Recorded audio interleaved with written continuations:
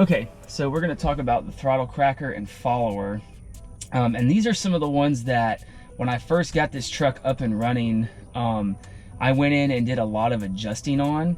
And I think I added about 4 grams of air to the base running airflow table in the hot regions. And so all I want to do now is load in this new file with the stock throttle cracker and follower tables that are in there from the factory. And we're just going to see how it runs and just kind of go from there.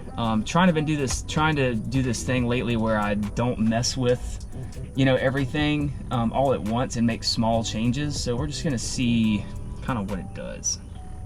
Let the file load in. 20 seconds. I've been noticing that the throttle position, like at idle, is idling, it's about 10 or 11% open, which it should not be. And I think it has to do with the throttle cracker. Those numbers were pretty large when I went to kind of double check things compared with the stock file. So we're just gonna kind of see what it does and let it warm up and just kind of go from there. Here we go.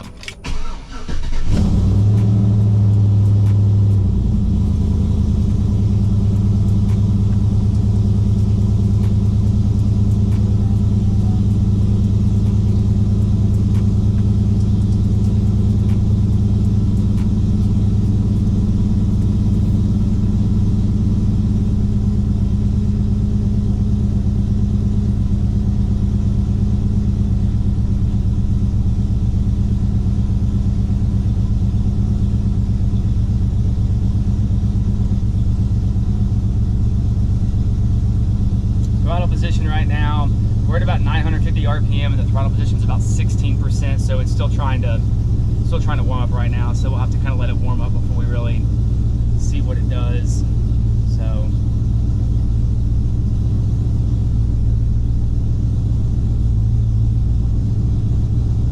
about 19, 17 degrees of spark. It's pretty normal. That's what I'm more or less what I'm commanding in the park table.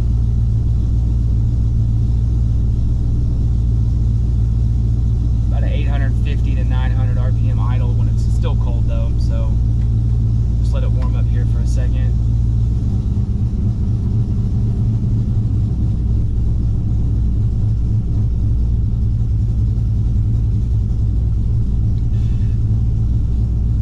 About 10% throttle opening.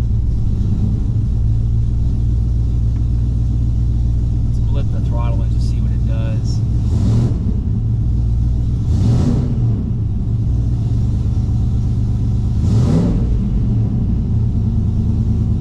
It's actually coasting down pretty okay. It's still a little cold, so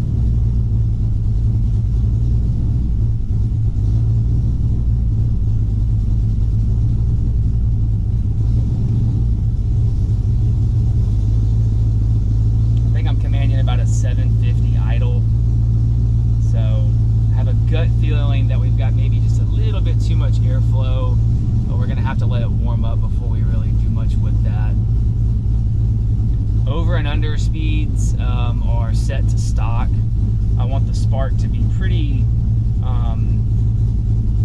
stable. I can see right now it's commanding about 21, 22. The spark's kind of jumping around, and that's because the throttle is open and it's actually jumping to the high octane table, which I really don't want. About 9% throttle.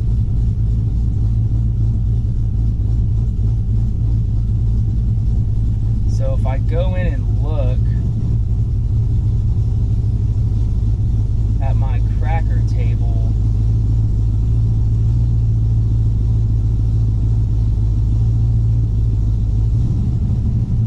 you can see it's kind of trying to idle up.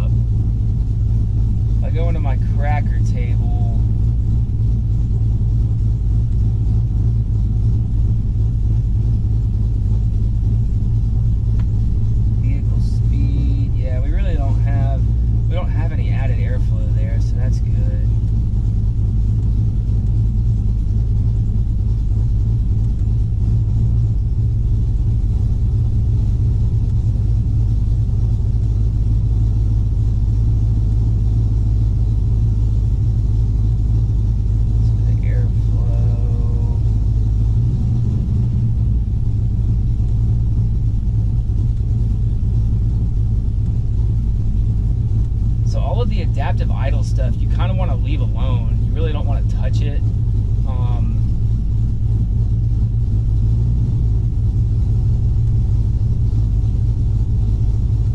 Tell you what I am going to do though.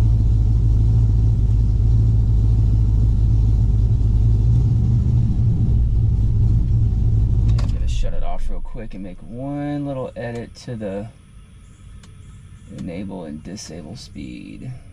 Let's go 6 and 5.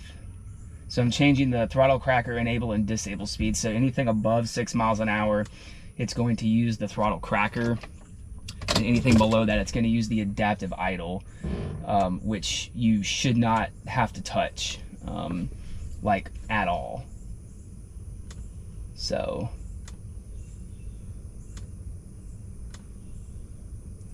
make sure that when you're doing this stuff, one thing I've learned is if you've got your scanner open, you need to disconnect from the vehicle before you try to write a new file, or it's going to give you an error. And usually what you can do is just rip the USB cable out, but I really wouldn't recommend doing that. If you just disconnect from it in the scanner and then reconnect to it, it'll be just fine.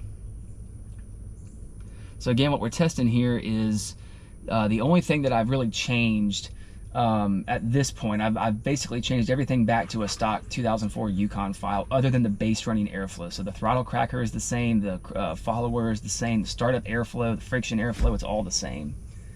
Let's fire it up again.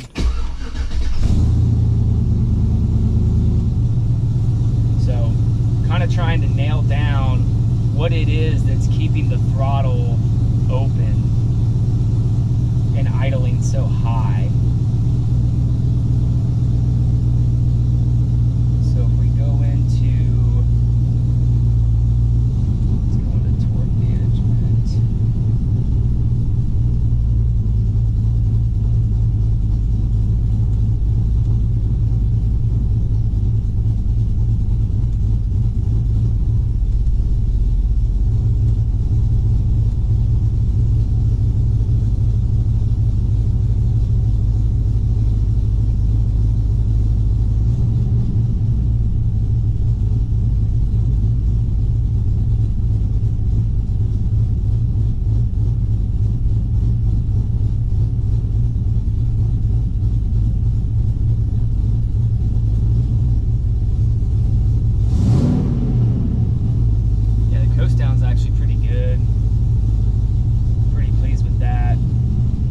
Still 10% throttle opening, so it's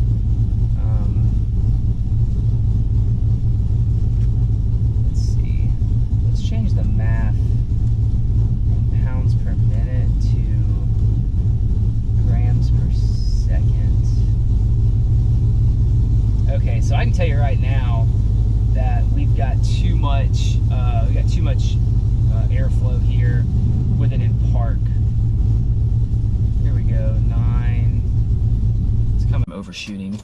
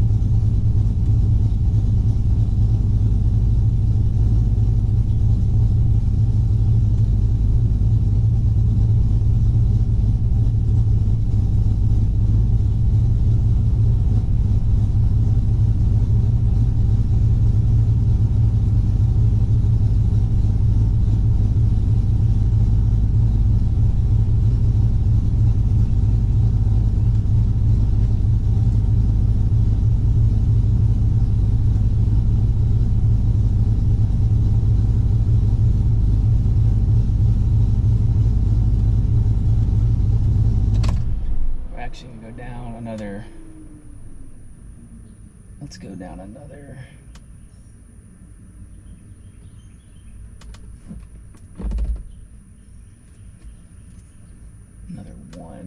So we're taking a little bit more air out of the base running airflow table just to see if that helps. If we can get that down, we might even bring the idle down another 25 RPM or something and see if that helps. Probably make this change, then we'll actually go out for a drive and just see how it drives. Got some errands to run today, so just kind of see how close we can get it.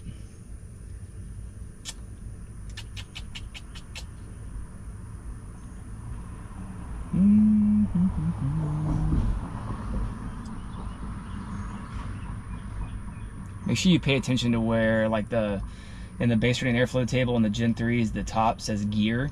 You want to make sure you're adjusting the park and the neutral first before you put it in gear. Gear is typically going to have another gram or two of air in it. That way when it kicks down, it stays running and it doesn't fumble or anything. All right, here we go.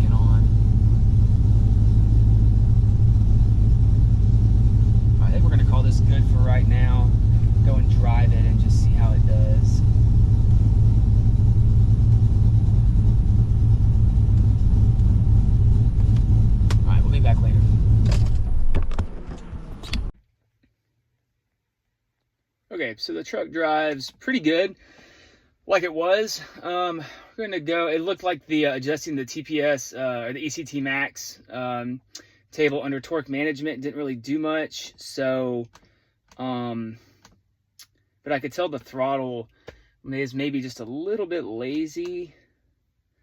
So, I want to go in and just make a couple little changes. Let's go back to the max table and let's just increase,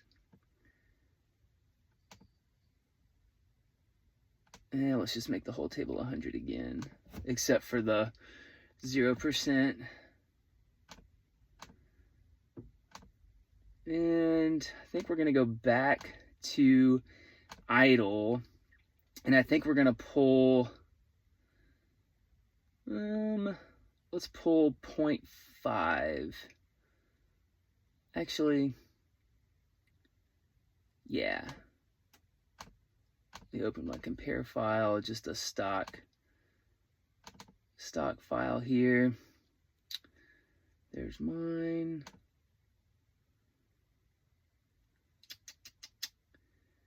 Park neutral 8. Let's just pull another gram out of all of park neutral. -1 plus.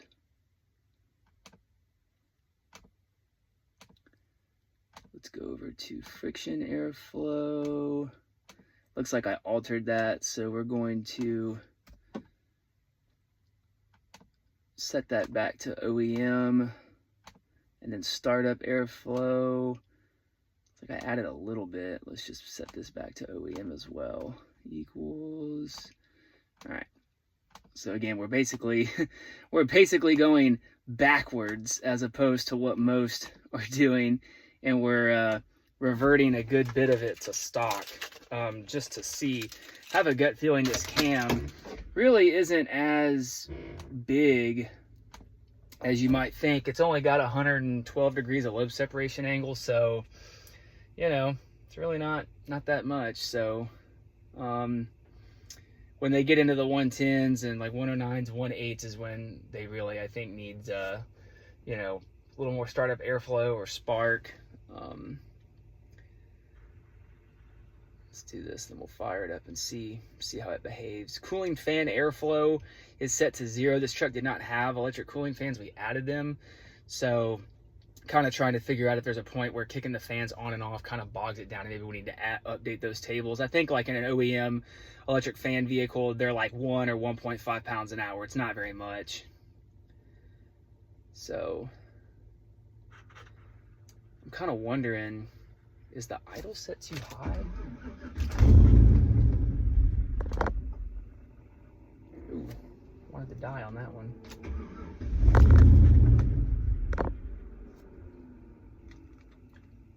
Okay, so it didn't really like that.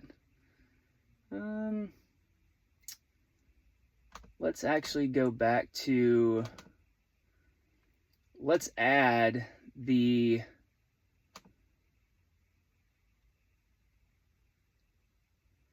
friction and startup airflow back into it and see if that helps.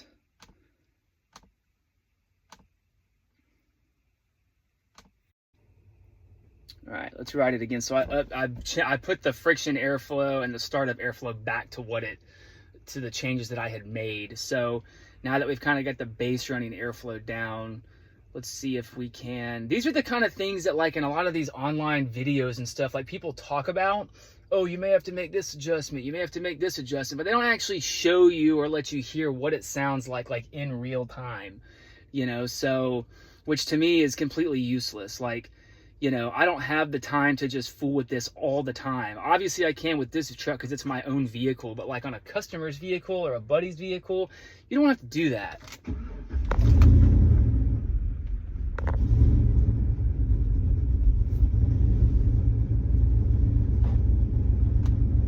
All right, so it looks like it took that. Let's open up the scanner. See what the scanner says.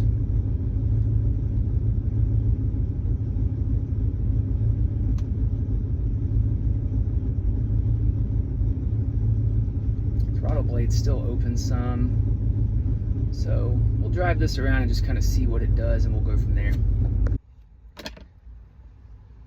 Okay, so there's nothing worse than driving around and sitting in traffic and the fans kick on and there's no added airflow and it wants to stumble and fall on its face. So let's pull up a compare file of a vehicle that we know had fans. Let's look at what the cooling fan airflow is. Stock tune files.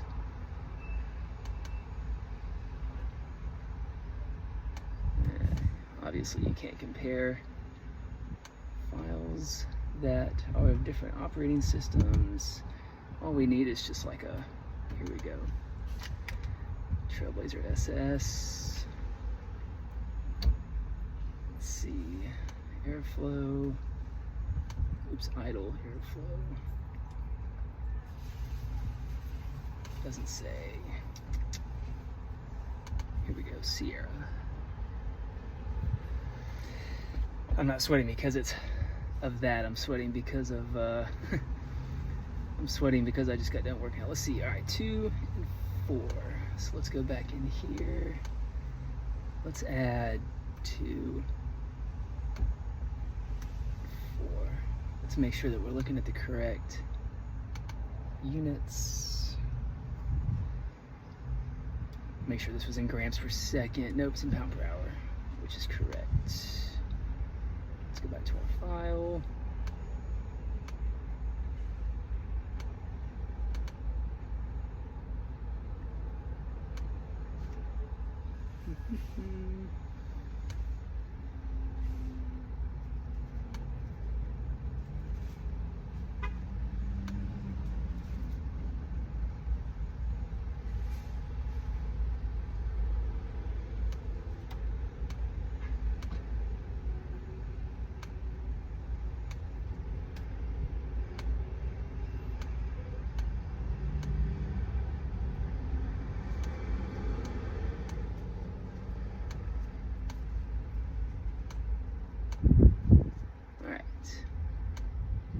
Save this. Let's go ahead and write it.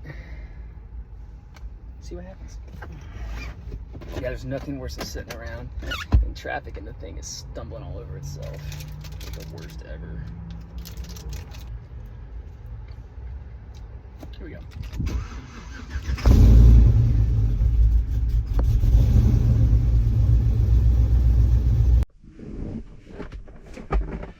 Okay, so we've actually made some really good progress on this deal with messing with the throttle follower and the cracker in this Yukon. You know, originally, you know, I had kind of edited a lot of those tables and changed them around. You know, once you set the RPM and the base running airflow, you know, I've come to find that even, and this cam's not super radical, but it's still bigger than what a lot of people are putting in. And so I've been messing with going back and changing the base running airflow table and just some stuff like that, and changing like the airflow for the fans.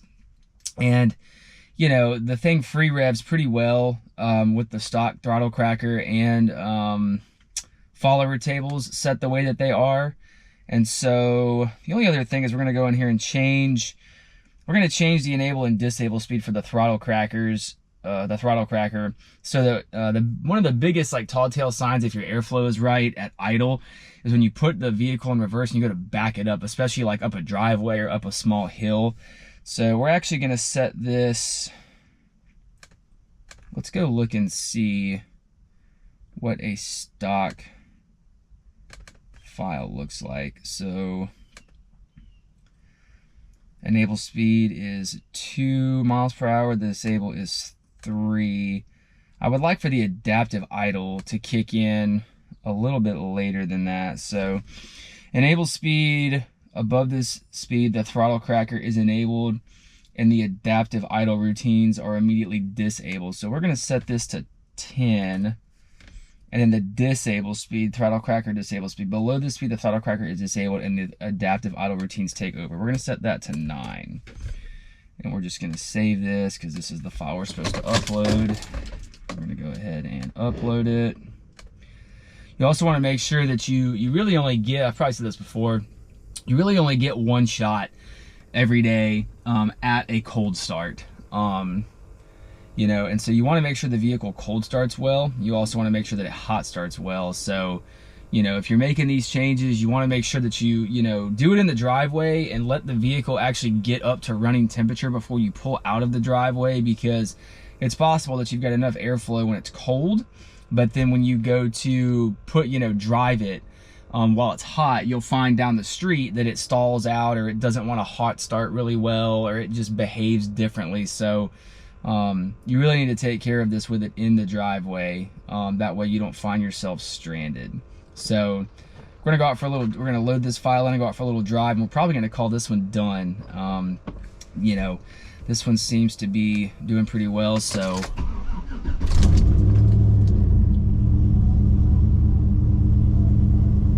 yeah, I mean, sounds good, feels good. So we'll let it get some temperature in it and we will go drive it.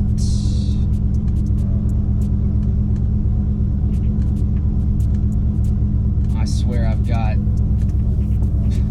probably in the last 2 weeks I've done no less than 30 different tune files for this thing, just adjusting stuff and relabeling them and making adjustments. So all right, we're gonna go out and drive it, and hopefully today we'll be able to call the throttle stuff done. All right, well, it would appear that the truck seems to be doing pretty well. We're gonna go ahead and call the idle tuning, the base running airflow stuff kind of taken care of. So this has just been a lot of trial and error, guys. I've gone back and forth for the last 6 months, you know, altering this stuff and returning the tables, you know, to stock, and you know, just seeing what it likes and what it doesn't like. And you know, there's always going to be some fine tuning to be done. It's always best if it's on your own vehicle, you know, that way you're not wasting other people's time. But yeah, we're going to go ahead and call the idle, you know, setup and everything kind of taken care of. And the next thing we'll be looking at is going to be the speed density tuning and getting the VE table dialed in. So if you got any questions, comment below and let me know. And yeah, we'll see you next time.